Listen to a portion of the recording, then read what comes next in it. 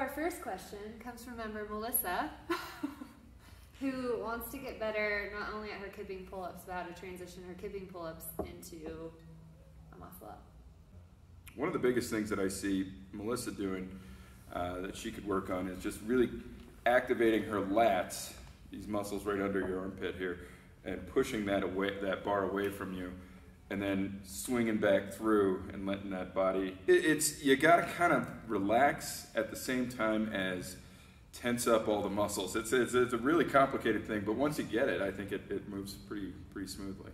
I think one of the key things to focus on is proper kipping technique, going to the end range of motion, forward and backward in your shoulder joint, but also learning how to maintain and keep the proper hollow body position.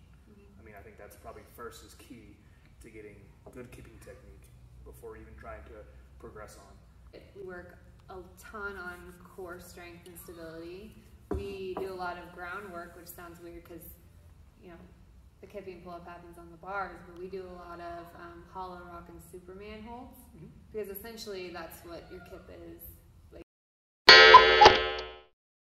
would it be safe to say that it wouldn't be as smart to start kipping until you have your strict pull-up? No, I agree. For the kipping technique is secondary to performing the movement strict. So we need to make sure that the shoulders are strong enough and all that jazz, so that they can effectively get this swinging motion in. I'd say at least 5 strict pull-ups in a row without dropping off the bar. That's what I always like to say, is 5 strict pull-ups. All right, so our next question comes from Laura Bink, and every month we put on a seminar, a skills seminar, whether that's snatch, we've done pull-ups, and then we've also done double unders. More than coffee. And Laura wants to know what our next clinic is. We're doing a 28-day nutrition challenge for the month of January. We're going to kick off the nutrition challenge with a nutrition clinic on January 4th. We're going to talk about what you're eating. We're going to talk about how to eat better. We're going to talk about meal prepping techniques. We don't have to deprive ourselves, or we don't have to feel deprived. We have a lot of really easy ways to kind of tweak those home cooked meals to make them you know, a little more healthy.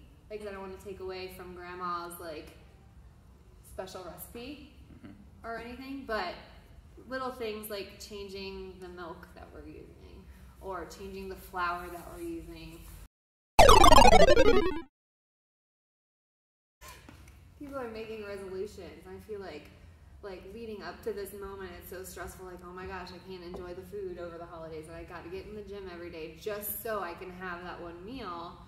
And I think it should be more about smaller goals throughout the year, so that way when the holidays come around, you enjoy your family. Yeah. Well, it's not about the food, and it's not about the fitness. It's just about family, because you've been doing the work throughout the year, and not just the month of trying to oh, I got to get all my stuff in line now.